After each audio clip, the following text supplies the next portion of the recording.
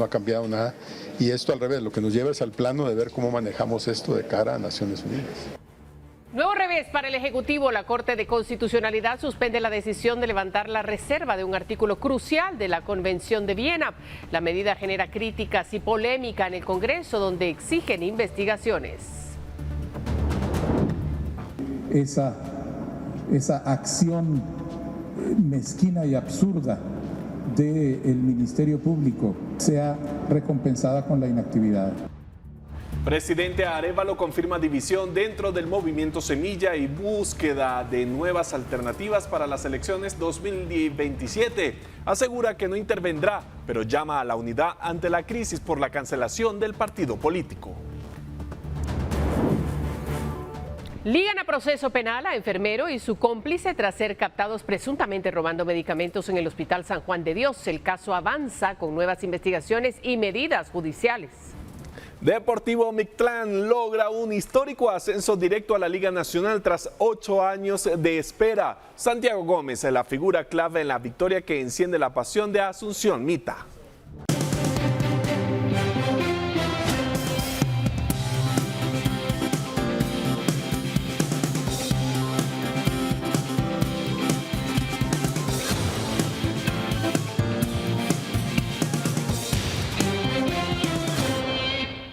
¿Cómo está? Buenas noches, gracias por su sintonía a esta hora. Todo listo y preparado en la emisión estelar de Noticiero Guatevisión. Alberto, buenas noches. Buenas noches para ti, María Luisa, y para todos en casa. Gracias por su fiel sintonía. Ya todo un equipo preparado para iniciar con la jornada noticiosa de esta emisión estelar. Así que comenzamos. Vamos de inmediato. El Ejecutivo tuvo un nuevo revés este martes, luego de que la Corte de Constitucionalidad dejara en suspenso la decisión de levantar la reserva de un artículo de la Convención de Viena, lo cual generó críticas por parte de diversos sectores.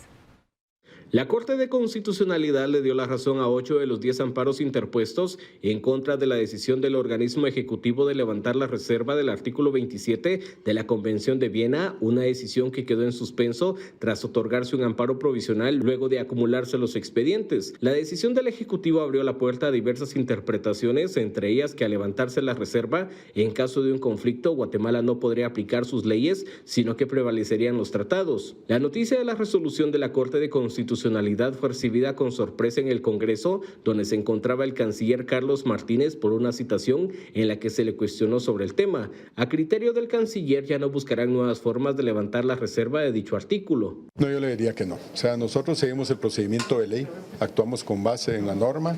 Y ahorita lo que nos queda es esperar lo que resuelva en definitiva la CCE. La resolución de la Corte de momento es únicamente una suspensión provisional mientras resuelve en definitiva los amparos que fueron presentados por la Asociación Centro para la Defensa de la Constitución, el secretario general del partido Viva Armando Castillo, Ricardo Méndez Ruiz de la Fundación contra el Terrorismo, Ricardo Sagastume, entre otros. Según la Cancillería, con la decisión de la Corte no hay ningún cambio en la legislación nacional. Absolutamente nada, no ha cambiado nada. La reserva no fue una puerta abierta a muchas de las especulaciones y desinformaciones que se dieron en redes, así que no ha cambiado nada. Y esto al revés, lo que nos lleva es al plano de ver cómo manejamos esto de cara a Naciones Unidas. Sin embargo, en el Congreso hay legisladores que no están complacidos del todo y aseguran que se debe investigar a las autoridades del Ejecutivo por lo aprobado cuando se levantó la reserva. Con imágenes de Daniel Samayoa para Noticiero Guatevisión, Henry Montenegro. Y el Ejecutivo también entregó una iniciativa de ley que busca normar e implementar un sistema portuario nacional. La propuesta fue enviada al Congreso de la República a pocos días de firmar un convenio millonario con Estados Unidos. El presidente Bernardo Arévalo entregó al Congreso una propuesta de ley que busca regular el sistema portuario nacional. La misma consta de 12 capítulos y 106 artículos y tiene como objetivo crear una autoridad portuaria autónoma y especializada que dirija la planificación de los puertos del Estado y asimismo que regule, norme, vigile y sancione a los actores involucrados. Hago un llamado al Congreso de la República para que asuma su responsabilidad, para que conozca esta iniciativa de ley, para que agote el proceso legislativo correspondiente y en el tiempo más corto posible apruebe esta ley que va a permitir que Guatemala tenga puertos que respondan a las necesidades del siglo XXI. La propuesta se entregó en el marco de la firma del convenio con el Cuerpo de Ingenieros del Ejército de los Estados Unidos, el cual dará luz verde para que los técnicos internacionales inicien la ampliación y modernización del Puerto Quetzal. Para este proyecto, Guatemala debe realizar un pago inicial aproximado de $9.9 millones. El Estado de Guatemala está contratando bajo el marco de un acuerdo, una tipología que se llama de gobierno a gobierno, a el ejército norteamericano para que lleve a cabo esta labor.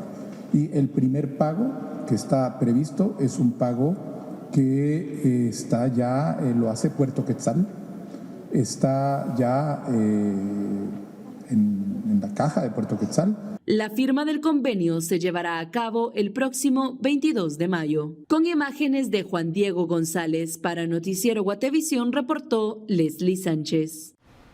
Mire, los diputados volverán a sesionar esta semana. Sin embargo, esta vez tendrán 2 plenos el mismo día, lo cual les permitirá llegar al mínimo de sesiones y así cobrar las dietas del mes. La Comisión Permanente del Congreso convocó a los diputados para 2 sesiones esta semana, luego de comenzar con el primer periodo extraordinario del año. Sin embargo, la peculiaridad es que ambas sesiones se realizarán el mismo día, con tan solo 2 horas de diferencia, según la circular enviada por el presidente del Congreso, Neri Ramos. Con esto, los diputados se asegurarán de recibir el pago de las dietas correspondientes a mayo, que representan 9.600 quetzales, entre los más de 66.000 que devengan mensualmente tras el aumento salarial que se recetaron y que pese a la presión social se abstienen de revertir. Aunque no está normado en la ley orgánica del Congreso que se deben realizar 2 sesiones por mes para recibir ese pago, en la práctica se aplica el mismo criterio que utilizan las comisiones de trabajo, las cuales también suelen convocar 2 sesiones el mismo día, y algunas de estas apenas duran unos minutos, pero son suficientes para justificar el cobro de dietas. Para la agenda del jueves, en la primera sesión prevista para las 10 de la mañana, se conocerán los oficios de separación de diputados de los bloques Viva y UNE, lo que dará paso a la redistribución de comisiones. Además, ha surgido una pugna en la Comisión de Finanzas, ya que el bloque Vamos presentó un amparo ante la Corte de Constitucionalidad, ya que busca que 4 de sus diputados se integren dicha comisión, aunque según el criterio de la Sala Legislativa, solo pueden tener 3 miembros. La Corte resolvió a favor del bloque y ordenó la incorporación del diputado Leopoldo Salazar, lo cual se conocerá este jueves. En la segunda sesión, que comenzará al mediodía, únicamente se abordarán interpelaciones. Aunque en el Congreso se argumenta que el periodo extraordinario no es un receso, sino una etapa para aprobar dictámenes en comisiones de trabajo, varios legisladores aprovechan para ir a sus distritos y permanecer allí hasta agosto. Con imágenes de Daniel Samayoa, para Noticiero Guatevisión, Henry Montenegro. El presidente de la República, Bernardo Arévalo, reconoció que hay grupos dentro del partido Semilla que han planteado alternativas políticas para las próximas elecciones generales. Según Arévalo, no es su tarea involucrarse en un tema partidario. El presidente Bernardo Arévalo reconoció que hay grupos dentro del partido oficial que han buscado alternativas para tener una participación política en las elecciones generales de 2027. Según el mandatario, no es su deber involucrarse, pero ha pedido a las partes que resuelvan en unidad. Yo no estoy mediando entre los distintos sectores, pero me he reunido con grupos que me vienen a consultar sobre la situación actual y en donde yo lo que he hecho es indicar que cualquiera que sea la solución que se encuentre, lo que corresponde es, en atención y respeto a ese pueblo de Guatemala que confió el voto en el movimiento Semilla, en sus candidatos electorales o al Ejecutivo, hacerlo en sentido de cooperación, coordinación y unidad. Noticiero Guatevisión conoció de 2 facciones dentro del movimiento Semilla, una liderada por el diputado Samuel Pérez y otra por el ministro de Desarrollo, Abelardo Pinto, aunque este último ha negado su intención de aspirar a un cargo de elección popular en los próximos comicios. Según Arévalo, no es verdad que el Ministerio de Desarrollo, a través de los programas sociales, se esté utilizando como un vehículo político para que Abelardo Pinto llegue a la contienda electoral de 2027. Ni el Ministerio de Desarrollo ni ningún otro desarrollo se va a utilizar para fines partidarios. Estamos haciendo el trabajo de desarrollo que nos exige el país. Por otro lado, el diputado Pérez envió este lunes una carta a las bases departamentales del Movimiento Semilla, en la que expresa su intención de refundar la fuerza política. Esta decisión nace de muchas conversaciones con ustedes. Todos coincidimos en la urgente necesidad de reorganizarnos, de reforzar y reafirmar nuestro apoyo al proceso de transformación liderado por Bernardo Arévalo y Karin Herrera. Se lee en el comunicado. Semilla se vio obligado a buscar alternativas para las próximas elecciones porque el partido se encuentra cancelado. Fue en 2024 cuando el juez Freddy Orellana ordenó la anulación del grupo político por un caso que señala supuestas anomalías en la constitución del partido. Por esta acción, los miembros del partido Semilla han acusado al MP de criminalizarlos. Y dentro de eso pasan las distintas opciones electorales que ellos estarán considerando.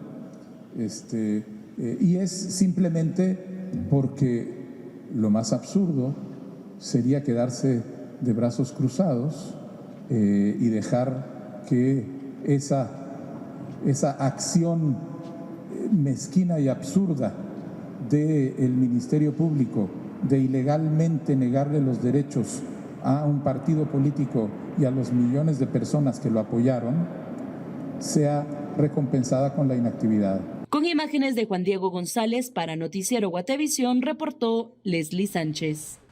Y ante la división que ha surgido en el oficialismo, por la cual se estaría planeando la conformación de un nuevo partido político, el ministro de Desarrollo y actual secretario en funciones del Movimiento Semilla, Abelardo Pinto, dijo lo siguiente.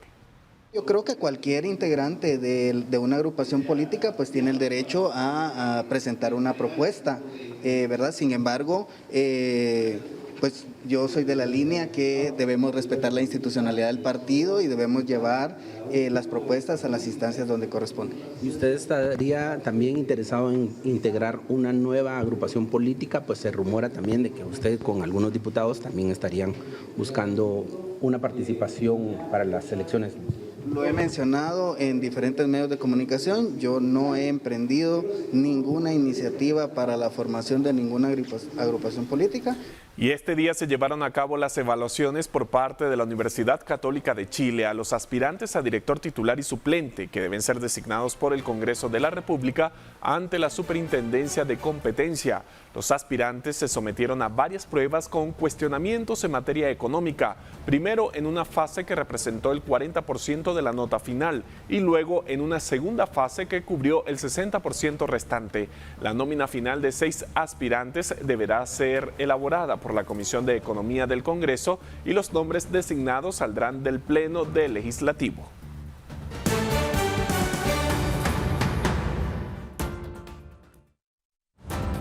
Luis Rabé enfrentará en junio una audiencia decisiva que definirá su situación legal en el caso Plazas Fantasma. En el siguiente bloque le revelamos los detalles.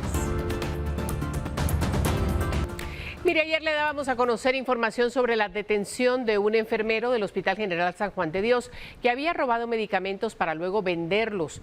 Hoy le presentaremos nuevas imágenes del capturado, quien ingresa de manera irregular a un hombre en muletas, presuntamente en situación de calle, y sustrae medicamentos, entre ellos, presuntamente, fentanilo. Imágenes captadas por las cámaras de videovigilancia del Hospital General San Juan de Dios revelan detalles claves sobre el modus operandi del enfermero José Luis Alberto Mijangos, recientemente capturado y ligado a proceso penal por el presunto hurto de medicamentos, incluyendo fentanilo, un potente opioide de uso médico. De acuerdo con la investigación interna realizada por la dirección del hospital, el pasado 15 de mayo Mijangos permitió el ingreso irregular de un hombre en muletas, aparentemente en situación de calle. En los videos se observa cómo esta persona accede al hospital sin presentar documentación ni pasar por los controles de seguridad, aparentemente por orden directa del enfermero. Una vez adentro, el hombre se detiene brevemente y luego se dirige sin guía alguna a una habitación que al parecer ya conocía. Minutos después, el video muestra a Mijangos acercándose a un lote de medicamentos que estaba por ser trasladado a las bodegas del hospital. Esos medicamentos debían estar bajo la vigilancia de una enfermera, quien en ese momento no se encontraba presente. Con una sola bolsa cruzada, el enfermero comienza a introducir medicamentos en su interior. Según versiones preliminares, entre estas medicinas se encontrarían opioides de fentanilo utilizados exclusivamente para pacientes con enfermedades terminales, tratamientos oncológicos o procedimientos quirúrgicos. Durante la acción, otro enfermero se le acerca para conversar brevemente. Luego se va y Mijangos continúa sustrayendo medicinas. Posteriormente se dirige al lugar donde se encontraba el hombre con muletas. Momentos después, aparece finalmente la enfermera encargada de esas sustancias. Estos registros forman parte de las pruebas recopiladas por la dirección del hospital y han sido entregadas a las autoridades como parte de las investigaciones del caso penal en curso. Con información de Andrea Domínguez, reportó Edwin Pitán. Bueno, y a propósito de esta información, las 2 personas señaladas de sustraer medicamentos del Hospital General San Juan de Dios fueron ligadas a proceso penal y serán investigadas. Las cámaras de vigilancia fueron claves para determinar la forma en que operaban. Una jueza de turno resolvió ligar a proceso penal al enfermero José Luis Alberto Mijangos y a Erika María Mejía Dávila por hurto agravado en grado de tentativa. Ambos fueron capturados luego de que cámaras de videovigilancia documentaran el momento en que presuntamente sustraían medicamentos del Hospital General San Juan de Dios. Según la Fiscalía, el valor de los medicamentos encontrados en las pertenencias de Mijangos asciende a 280 quetzales, aunque se presume que el enfermero habría obtenido aproximadamente 38,000 quetzales por el hurto y la venta ilegal de la medicina. En las imágenes en video que forman parte de la prueba del caso, se observa cuando el enfermero permite el ingreso de su cómplice al centro asistencial, sin que sea sometida al protocolo de seguridad. Ambos sospechosos se abstuvieron de declarar ante la jueza de turno, quien luego de dar valor probatorio a los indicios presentados por el Ministerio Público, resolvió ligarlos a proceso penal. El Ministerio Público solicitó que fueran procesados por hurto agravado. Sin embargo, la jueza modificó la calificación jurídica del delito y resolvió que fuera por hurto agravado en grado de tentativa. Tras la modificación del delito, la jueza les otorgó arresto domiciliario y les impuso una multa de 500 quetzales. Además, informó que el juzgado duodécimo continuará conociendo el expediente y programó la audiencia de etapa intermedia para el próximo 3 de octubre. Mientras tanto, el Ministerio Público tendrá 4 meses para ampliar la investigación de los hechos. Con imágenes de Byron Baiza, informó para Noticiero Guatevisión, Elmer Vargas. En más de la justicia, portando un cabestrillo en su mano derecha, la ex vicepresidenta Roxana Baldetti acudió a Torre de Tribunales para una audiencia en el juzgado de extinción de dominio a petición del Ministerio Público y en una audiencia a puerta cerrada. El juez Delmar González amplió por 3 meses el plazo de investigación sobre los bienes inmovilizados que son propiedad de Roxana Baldetti. Se informó que son 2 vehículos, 2 inmuebles y 7 cuentas bancarias las que se encuentran inmovilizadas. Al concluir el plazo otorgado al Ministerio Público, Baldetti deberá acudir nuevamente al juzgado de extinción para buscar recuperar sus propiedades. Baldetti aún tiene un caso pendiente en el juzgado de mayor riesgo B por el caso cooptación del Estado. Y Luis Rabé conocerá en junio la resolución sobre su situación legal. Está implicado en el caso Plazas Fantasma y la jueza programó la audiencia para el próximo mes tras analizar los indicios presentados por el Ministerio Público. Abuso de autoridad, nombramientos ilegales y peculado por sustracción son los delitos que el Ministerio Público señala contra Luis Rabé, expresidente del Congreso de la República, dentro del caso Plazas Fantasma. Luego de que el MP concluyera con la exposición de los hechos que se le atribuyen al exparlamentario, fue el turno de su abogado defensor, quien en su argumentación rechazó los señalamientos en contra de Rabé. Según la investigación, Rabé habría aprobado plazas laborales en el Congreso, pero las personas contratadas no asistían a sus labores, aunque sí recibían el pago correspondiente. Tienen que darse por lo menos 25 pasos para nombrar a un personal 022. Pero hago referencia en este punto, honorable juzgadora, puesto que se dice que mi patrocinado a través de memorándum hizo un nombramiento excesivo de personas bajo el reglamento 022. La jueza Claudette Domínguez, tras escuchar al Ministerio Público y a la defensa de Rabé, programó la audiencia para el próximo 10 de junio, en la cual dictará la resolución correspondiente. El Ministerio Público solicita que Rabé sea enviado a juicio, mientras que su abogado defensor pide que se cierre el caso a favor de su patrocinado. Con imágenes de Byron Baiza, informó para Noticiero Guatevisión, Elmer Vargas. Continuamos con más información. Según el Ministerio de Educación, unos 5.000 establecimientos educativos no abrieron sus puertas este lunes 19 de mayo tras una convocatoria a suspensión de labores orquestada por el líder sindical Joviel Acevedo. Según las autoridades, las escuelas que no impartieron clases están ubicadas en los departamentos de Huehuetenango, Zacapa, San Marcos, Izabal, Petén, Jutiapa, Santa Rosa, El Progreso, Escuintla, Totonicapán, Sololá, Quiché, Chiquimula y Guatemala. El presidente Arévalo indicó que se actuará conforme a la ley contra los docentes que no cumplieron con el amparo que tiene a favor la cartera de educación en contra del STEC y que prohíbe al sindicato la suspensión de clases. La mayoría, la gran mayoría del Magisterio Nacional se presentó a cumplir sus funciones con sentido de responsabilidad y con el amor a la labor docente que los caracteriza.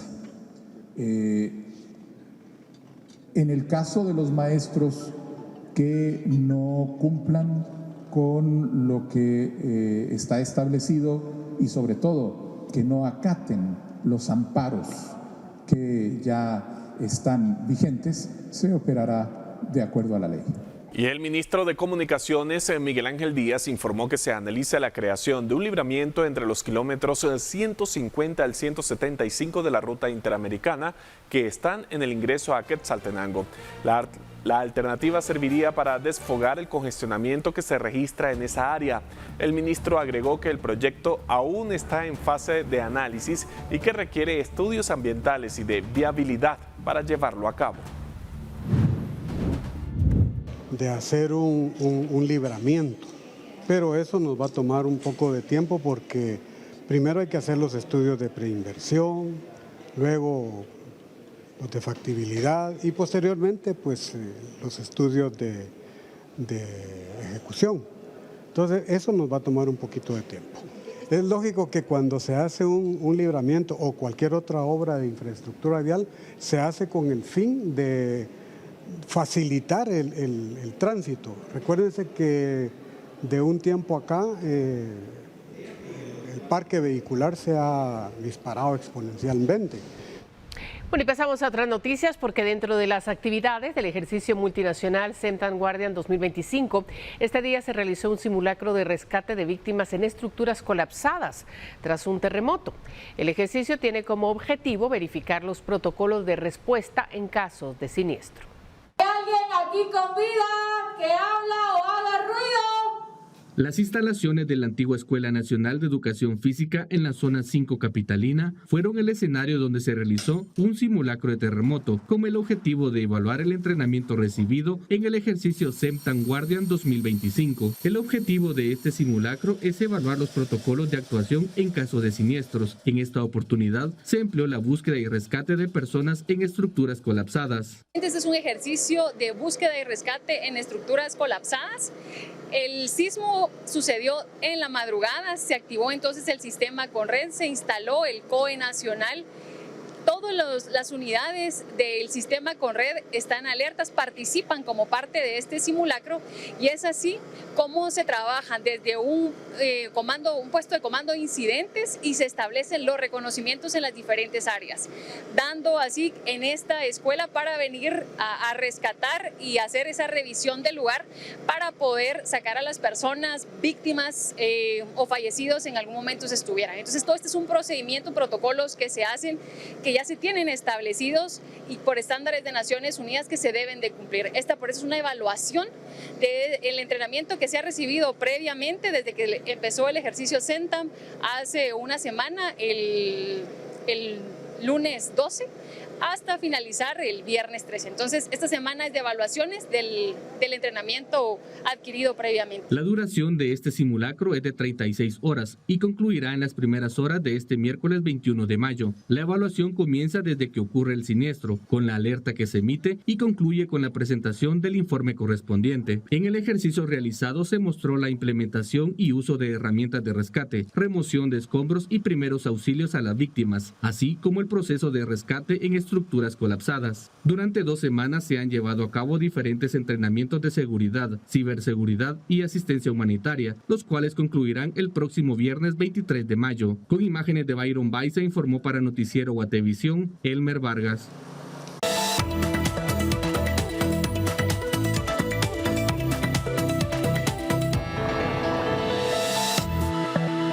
Y a esta hora de la noche vamos a darle la bienvenida a nuestra compañera Paula Osaeta. Lo cual quiere decir que es momento de que hablemos de dinero. Paula, adelante.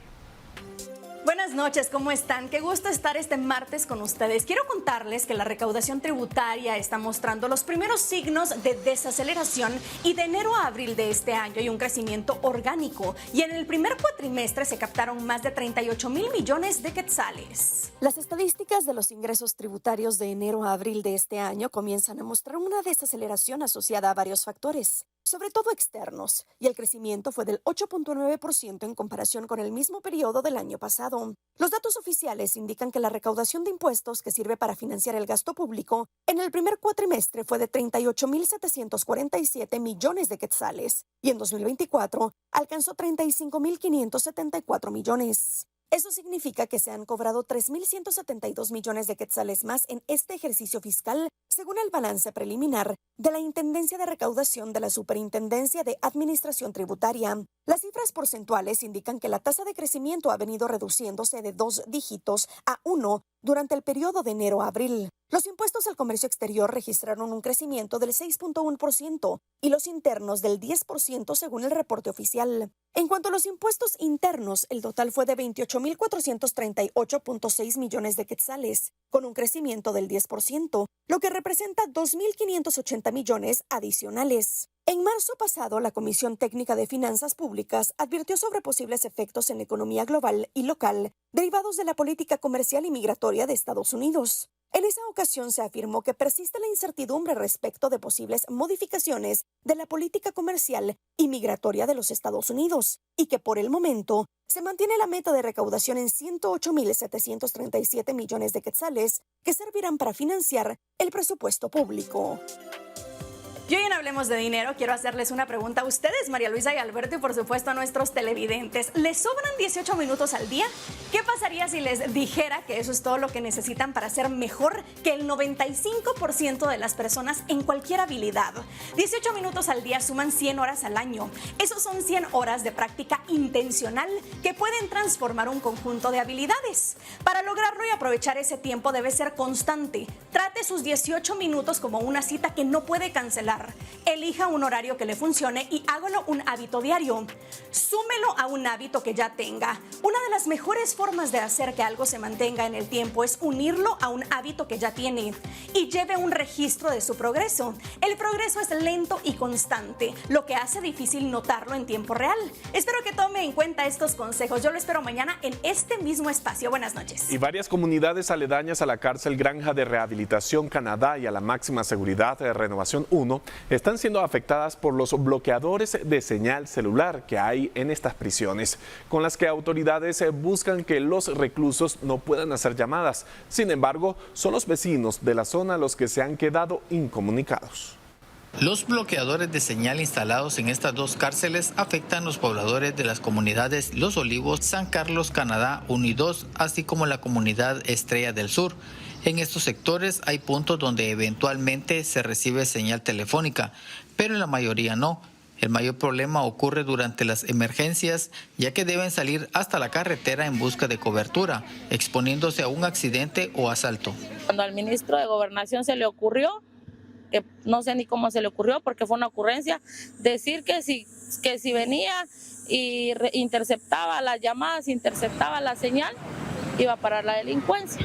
Estamos peor cada día, pero los que pagamos, hablándolo así en Chapín, el pato fuimos nosotros, las personas que vivimos aledañas al recinto de máxima seguridad, pues nosotros no tenemos señal. Aquí cualquier emergencia, cualquier cosa tenemos que salir a la carretera o salir más para arriba a buscar señal.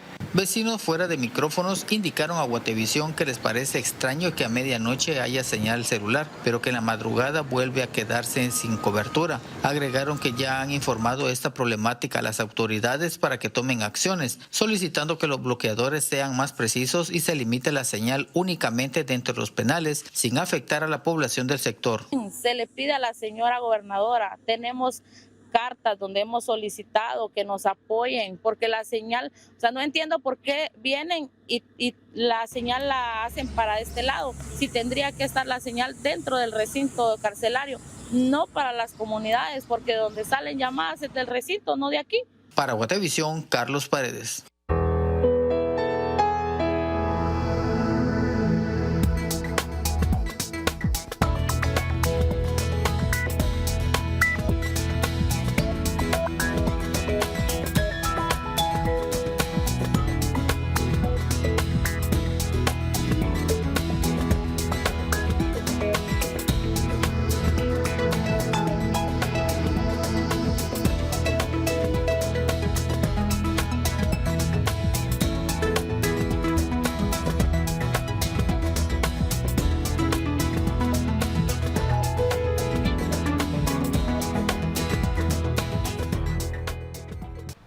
Más información. Comunitarios reportan el robo de imágenes y ofrendas en el Santuario de la Santa Muerte, ubicado a un costado de la Granja Penal Cantel. Aseguran no saber quiénes son los responsables, mientras el Ministerio Público ya investiga el caso. Propietarios del santuario donde se venera la Santa Muerte han dado a conocer que fueron víctimas de un robo y daños a la propiedad ubicada en Llanos de Urbina, ya que algunas personas desconocidas habrían ingresado a la vivienda. Los afectados han señalado que quebraron partes de un muro para poder ingresar a la propiedad y sustraer algunas imágenes de la Virgen de Guadalupe, de la Santa Muerte y una imagen impresa de San Simón. Los comunitarios aseguran que desconocen la situación, pero se mantienen firmes en rechazar el funcionamiento del lugar y afirman que han manifestado de manera pacífica. Definitivamente, como decimos, esto ha entrado como ya en un confrontamiento, ¿verdad?, entre las personas propietarias y la comunidad en todo el municipio, ¿verdad? Eso sí es lamentable porque desde un principio se ha hecho manifestar el sentir de las personas, de los vecinos, ¿verdad?, de que en ningún momento han estado de acuerdo, pero como decimos... En este caso, recientemente un juzgado resolvió que se debe respetar la libertad de culto de los propietarios y obligó a los vecinos y autoridades a permitir el ingreso de las personas a este lugar. Desde 2024, vecinos se han manifestado en contra de la instalación de este lugar y posteriormente la comuna de Cantel sancionó a los propietarios de la vivienda por no contar con licencia de construcción y los multó con 500,000 quetzales, medida que está pendiente de conocerse en el Consejo por una apelación presentada por los propietarios, reportó Lucero Zapalú. El Departamento de Tránsito realiza operativos para prevenir carreras clandestinas y advierte que las multas por participar en este tipo de actividades ilegales ascienden a 25,000 quetzales.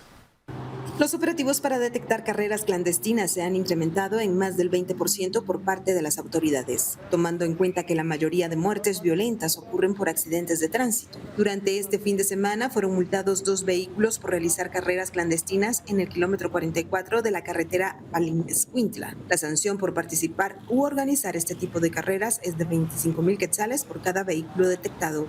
El Departamento de Tránsito de la Policía Nacional Civil está desarrollando operativos en contra de carreras clandestinas, velocidad y alcoholemia.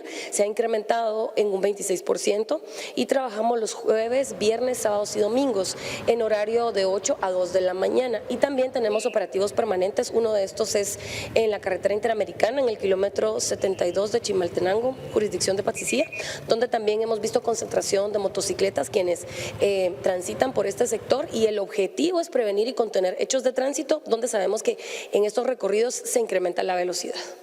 También para prevenir carreras clandestinas de motos y carros se instaló un operativo permanente en el kilómetro 72 de la carretera interamericana, ruta a Chimaltenango, con el objetivo de evitar accidentes de tránsito. En lo que va del año se han registrado 3.193 hechos de tránsito, los cuales han dejado 913 personas fallecidas. Con imágenes de Carlos Ochoa, reportó para Noticiero Guatevisión, Lourdes Arana.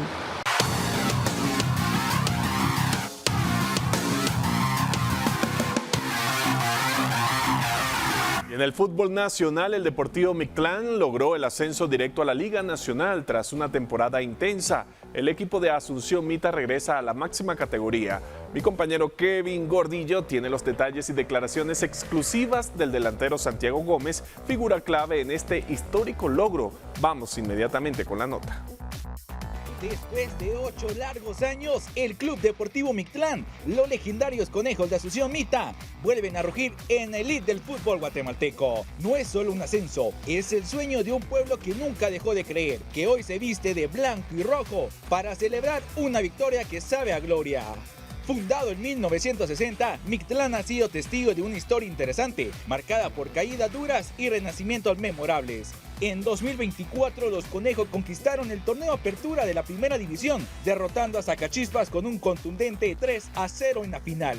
El ascenso fue directo, sin necesidad de repechaje. Sin duda, fue una declaración de fuerza.